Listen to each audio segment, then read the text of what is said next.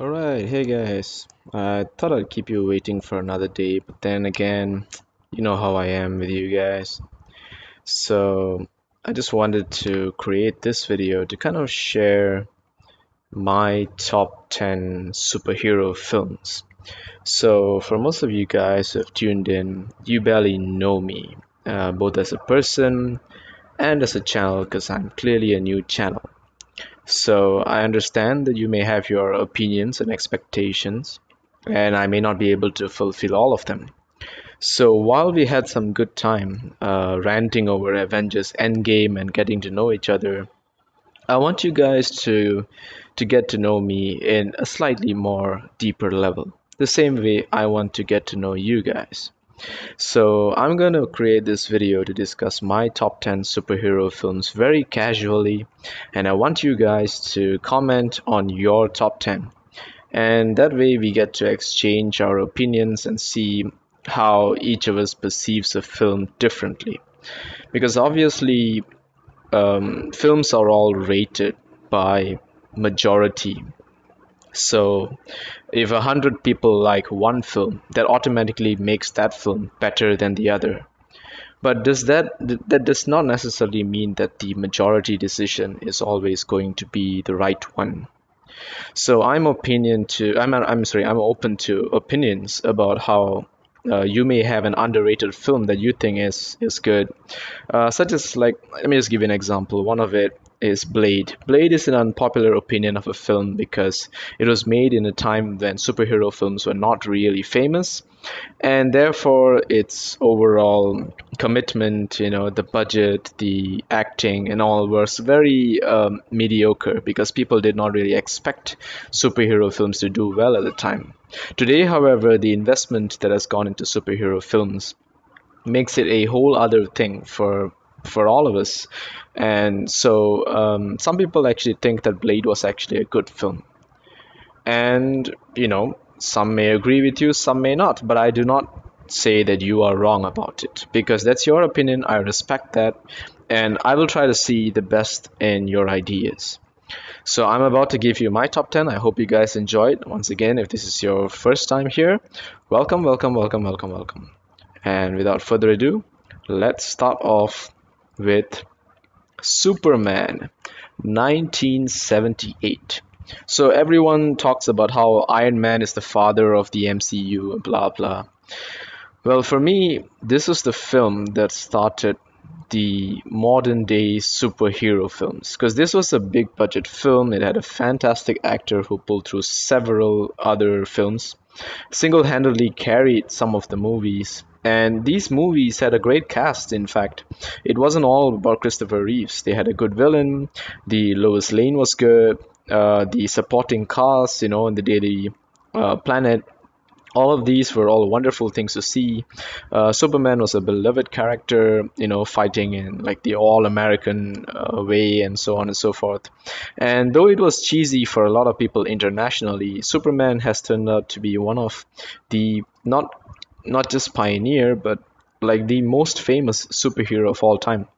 Everyone who knows about superheroes knows about Superman, because that's just how amazing he is. And this film carried a lot of that and brought it forward to our time, when people started respecting superhero films as a tradition. And today we have people worshiping superheroes, collectibles, toys, and games, and all this. It all started here. This was the one. There were, of course, several films before this: the old Iron Man, the old Hulk. There were Superman films before this, but this was kind of the one where the flying and the action, all of it was intense, very realistic. And for that time, like, even if you watch the film today, you can be entertained. Of course, it will seem a bit like, oh man, I mean, what on earth are these?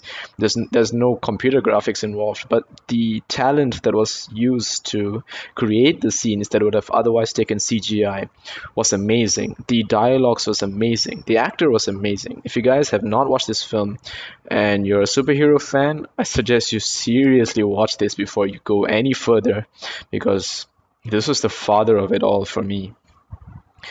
So, number nine, we have Captain America, the Winter Soldier. Now, I really took my time to decide if I'm going to put this in ninth position because there were so many amazing films that are very close to this one.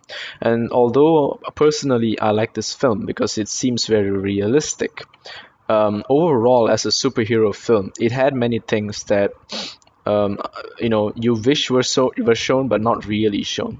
So this film kind of centers around Captain America working almost like a James Bond agent, and he finds out the existence of the Winter Soldier and he goes after him. So the action sequences, the dialogues in the film, the tension in the film, knowing how although Captain America is super strong and he super soldier and all that, he's still very vulnerable, and in some way that made it relatable for us. So it was more like watching a film of a super spy going about doing his job, and we as the audience can actually relate to this because of how humanized it is compared to watching someone like Superman. You can't really feel what flying feels like. You just understand, oh, it must be amazing to fly, but you never know. But in this sense, it's just a really strong guy trying to do the right thing. So in that sense, it was really good. But the action sequences were amazing, the story was amazing, and this to me was like one of the peaks of the MCU films, where it's not your everyday hoo-ha, laughter kind of film. This was a serious film, a fantastic film, and one of my favorites. And then we have Man of Steel. This may be an unpopular opinion, but I feel that Man of Steel is the best superhero origin film. And I'll tell you why. So we start off with the birthplace of Kal-El, which was Krypton.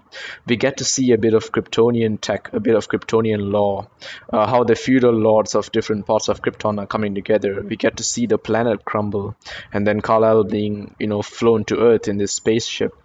We get to see him being adopted.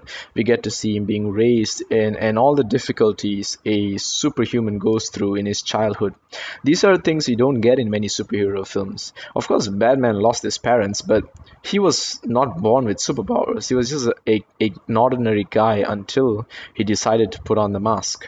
So here, it was a kid who already had these powers from a very young age and had to like control himself to do the right thing.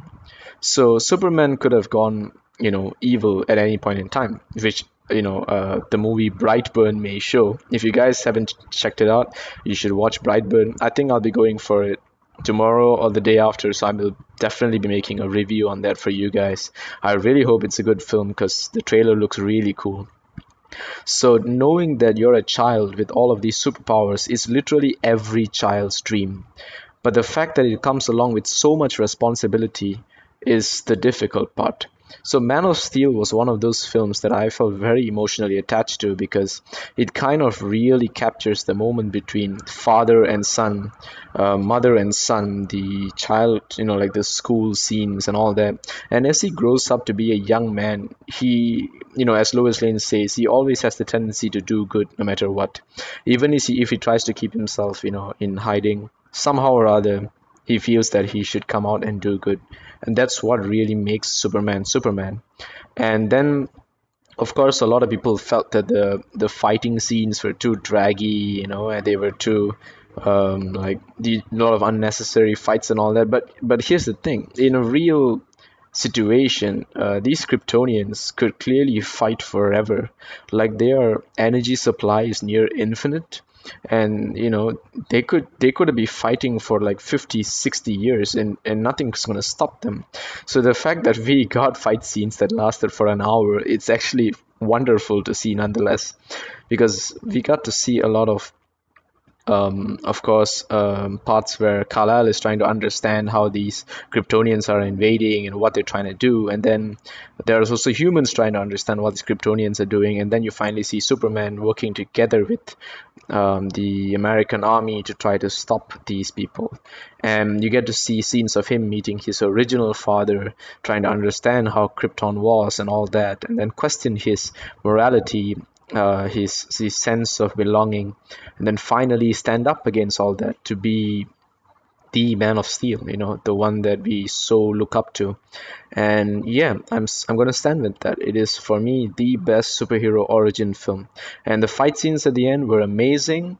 Draggy, yes, maybe, but I felt it was necessary considering these guys are literal gods, and his decision to kill off um, what's his name? Zod, General Zod in the end. A lot of people are like, oh man, you shouldn't have done that. It's not Superman's character.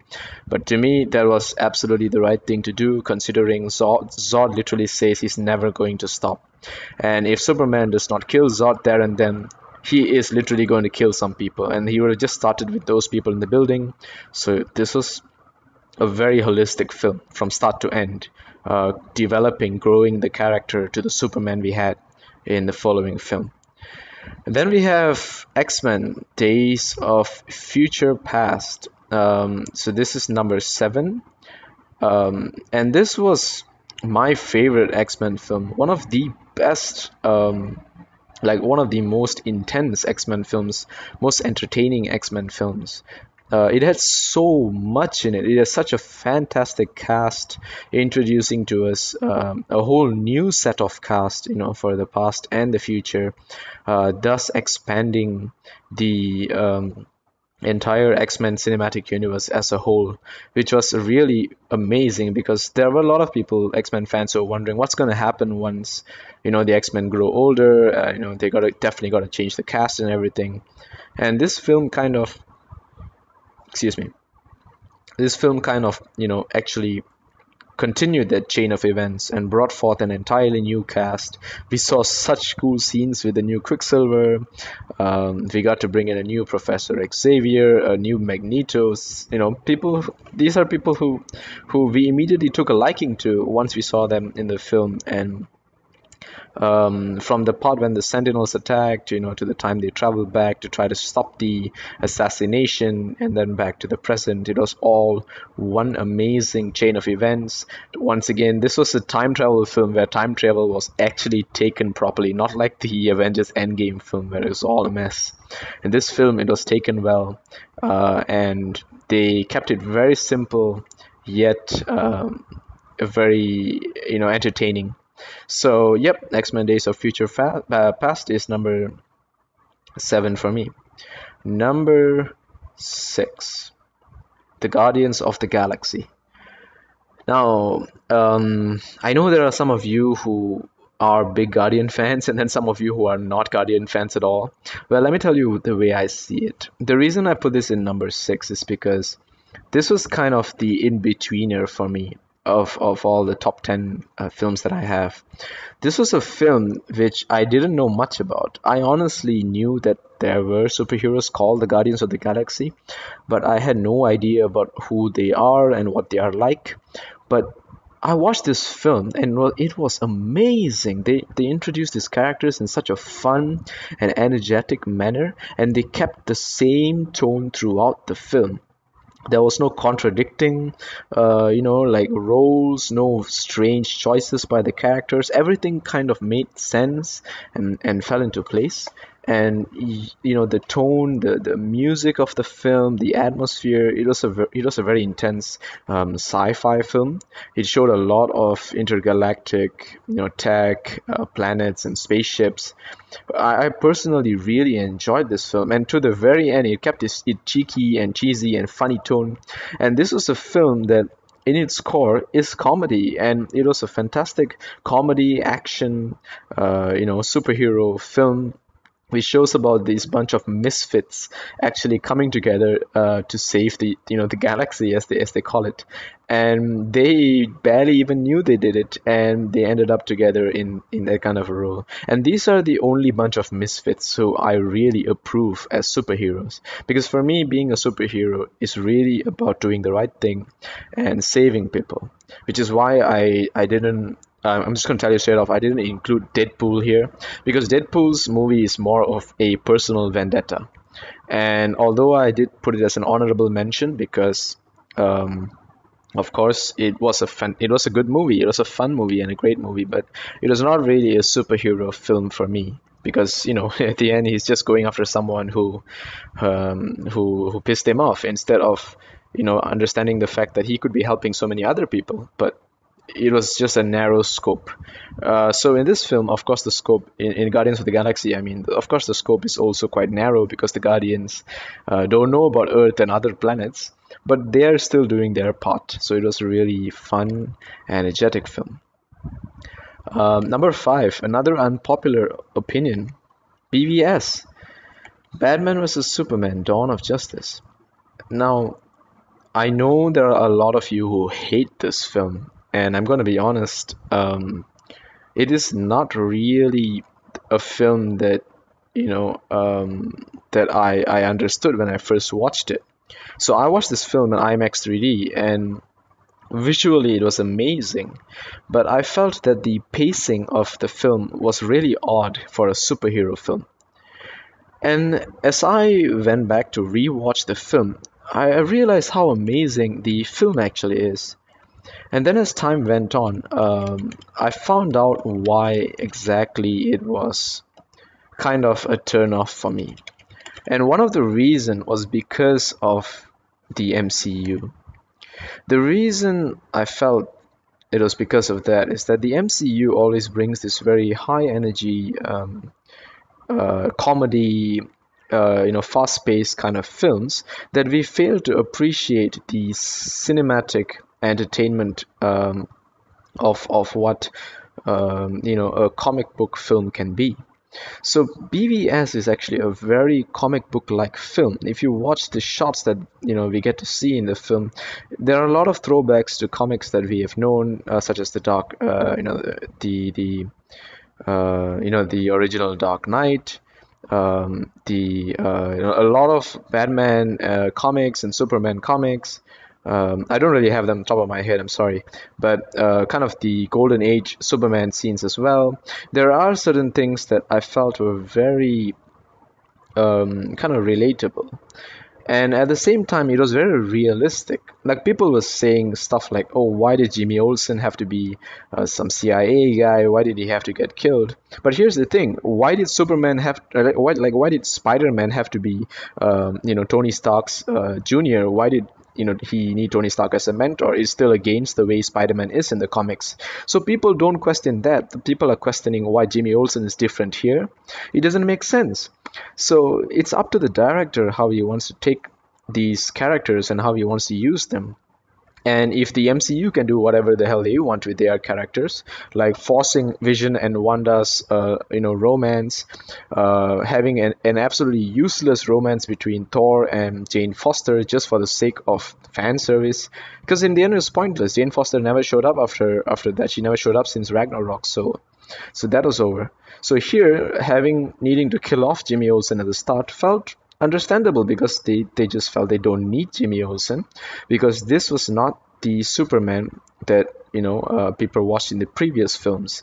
This was the Superman of more so like the ones from the Injustice comics, and maybe like the one in Flashpoint.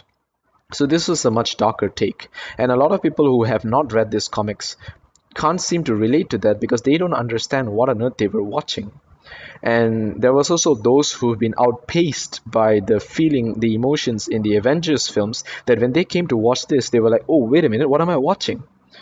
And then I found out the most relatable, like the best example I can give is like how after watching movies for like a while, reading a book becomes really difficult because you're so used to the story being told to you and being fast paced that you find it difficult to actually want to seek the knowledge for yourself and slow down the pace. And this was kind of that feeling. If you rewatch BVS like several times and try to understand how the film was taken, it will actually seem way better than any other film around its time. And for me, BVS is literally the center of my list, which is number five. And it deserves to be so. It also brought forth the new character, Wonder Woman, who after that, used the same theme that was given to her in this film and had an amazing solo film. But this was the film that brought the Trinity together, and the end fight scene with Doomsday. My God, if you watch that in IMAX, that's amazing, guys. It's seriously amazing. And then a lot of people were arguing why Batman and Superman's fight scene was so short. I mean, come on, he's literally fighting a god. You saw how fast Superman could recover from that vial of kryptonite. If Batman doesn't kill off Superman fast enough, he's going to die. So the chain of events that took place was also intense, but it's still questionable. But if you watch the extended edition, some of that made sense. So of course there is the possible argument between the director and the Warner Brothers, where they may say, oh, we need to cut screen time, we can't show this, we can't show that. Maybe the director wanted to show it, but regardless of all of that, the cinematography, the feel, the fight scenes were amazing in this film. Batman's warehouse fight scene is probably one of the best fight scenes I've ever seen in any superhero film to date. Literally ever. Like, it was so well coordinated and it was amazing. So that's number five. And then number four, The Watchmen. Now, this has a real personal touch for me, where I really liked a lot of the characters in this film, like individually. But of course, the entire film was amazing because of the way it questions the morality of superheroes and who they really are. So a lot of the time we see superheroes as, oh, it's cool to be a hero, it's fun to be a hero. In The Watchmen, they're gonna like wipe that out of your brains and tell you that being a superhero is messed up because you are going up against so many odds, you are going up against terrifying villains, and at the end of the day, it's about the greater good, which is what Adrian, the Ozymandias, will actually prove in this film, where he will actually frame Dr. Manhattan for a crime that Dr. Manhattan didn't do, but in that essence, he will unite the entire world against Dr. Manhattan for the greater good. And the reason he will do that is because he knows Dr. Manhattan can take it. So this idea I felt was similarly shown in The Dark Knight, where in the end Batman takes the blame. So in this film, Ozymandias puts the blame onto Dr. Manhattan, who after understanding it takes the blame as well. So this was kind of the pioneer of dark superhero films, and a lot of people at that time didn't really like this film, but many years after started to understand it after rewatching it, and today it's hailed as one of the best superhero films, and here it is for me. It's number four in my list. And if you haven't watched this film, do watch it. I may have just thrown some spoilers, I'm so sorry about that. But nonetheless, Rorschach's character, the comedian's character, they were all fantastic. A lot of the cinematography in this film from Zack Snyder is amazing, and it really boils down to that for this film. It is very comic-esque, very cheesy, yet superior, I feel, to the way normal films are taken, which is, the fast-paced action of things flying around, being out of your view. But in this film, it's all close-up, very kind of focused action where you get to feel things really near. And also the character of Dr. Manhattan being probably the most powerful superhero of all time in every universe. Of course it's questionable, but I'm just generally saying that, yeah, he could possibly be the most powerful. And showing how his character can be still humanized to a point where he's vulnerable was amazing to see. So yeah, there's this. Number three, Avengers Infinity War.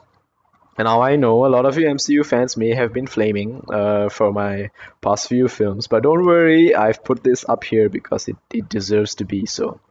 So I know this film is a build-up of 12, I think 12 other films. And well, yes, it is, but still, on its own, this film can still stand and stands to be an amazing film because of its pace and constant action. This film literally does not give up on its pacing. It keeps on moving from scene to scene, throwing some surprises at you, giving you the intensity that Thanos is coming and Thanos is going to kill everyone. And the build-up of Thanos getting the stones one by one, I felt was what made this movie a lot more interesting than other superhero films. And what I mean by that is you do see a villain and you see a plan that the villain has. You know, he tries to blow something up, he tries to kill someone. And in this film, it was a very, like a very simple build way to build that. You just have a gauntlet which has a bunch of slots, and then you have to fill it up. And each time you fill it up, it's like a countdown to doom. So it's like a doomsday clock in your fist, and that's what Thanos had as the Infinity Gauntlet. Oh Jesus, Microsoft nearly killed my eardrums. Okay, so that was it, and the ability to show so many different unique characters, except for the Hulk at the end. Unfortunately, I'm sorry, Hulk. I like you, but I'm sorry that you couldn't get your chance. He never got his chance actually to fight Thanos. So, I mean, again, he just got his ass whooped. So that's unfortunate. But anyway, my condolences to Hulk fans. Regardless, as for everyone else, the screen time of each character, the fight scenes on Titan, the fight scenes on Earth, Thor's redemption scene, how the Avengers split up and try to fight, the fight scenes in Wakanda, the theme of the movie, the pace of the film. Everyone was cheering in the cinemas for this amazing film. A lot of scenes people were so excited to see, and the build up, the weight as well. Also, I guess, kind of brought in more of the eagerness to watch this film, and it was marketed really well. It had beautiful CGI, beautiful music and score. And in the end, it kind of paid off. And I feel that this is the best Avengers film and the best MCU film. So, which probably you can understand that there's not going to be any more MCU films after this. So, this is number three. There you go, MCU fans. Number two, The Dark Knight. Hey, I know you're wondering, wait, what? Dark Knight is number two? What's number one? All right, don't skip just yet. So, The Dark Knight for me is definitely one of the greatest superhero films of all time, because Christopher Nolan redefined how superhero films are taken. It was not about CGI and all heavy action. He more so brought it down to earth into a very realistic pace and tone of how if an ordinary guy out there with an extraordinary ability to fight, think, and plan actually put on a bad costume and went out to fight crime, this is what we will get. And that was the film that we got.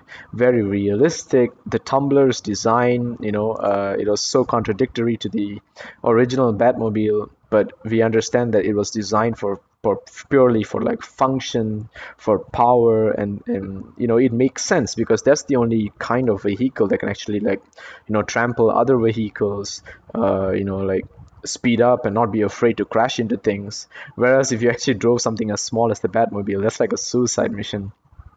So that was amazing. And this film had something that a lot of other films struggled to have, which was an amazing villain.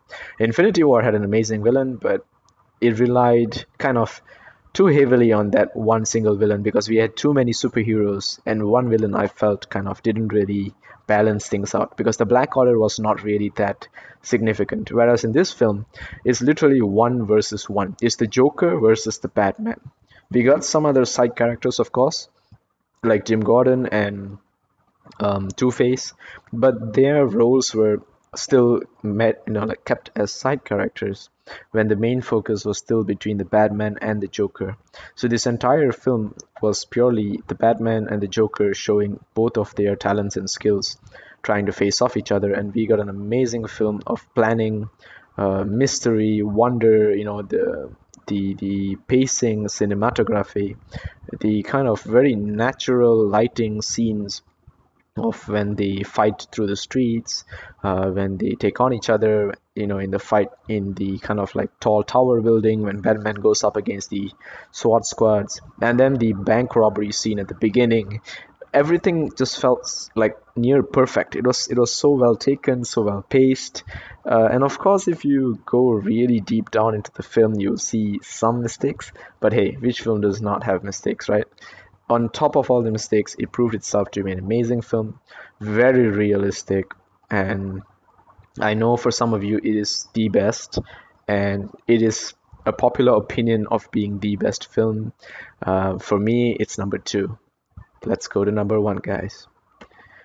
Number one, Spider-Man 2. So now I don't know how popular this opinion is, so I apologize beforehand if you guys are going to throw tantrums at me. But for me, Spider Man 2 was the best superhero film I have ever watched. And one of the main reasons for that is because this film is very relatable in terms of sacrifice and what it means to hold a double identity. And what I mean by that is, in this film, we actually see a superhero needing to balance his regular life and superhero life. Peter Parker and Spider-Man, we get to see a very clean balance of both of that. We also get to see points where being Spider-Man actually you know, forces Peter Parker to sacrifice something, and vice versa. Being Peter Parker forces Spider-Man to sacrifice something, and thus we see the two personas collide and start to question themselves. So in this film, we got to see a superhero trying to be himself uh, was actually the most difficult part. And we didn't get this in any other superhero film, making this film a lot more relatable, a lot more down to earth, and of course, a lot more fun because we get to see the best of both worlds. In the Batman films, no one really cares about Bruce Wayne. Of course, he's an identity, but everyone just knows that he's a rich guy who sits in his tower, so that'll be fine.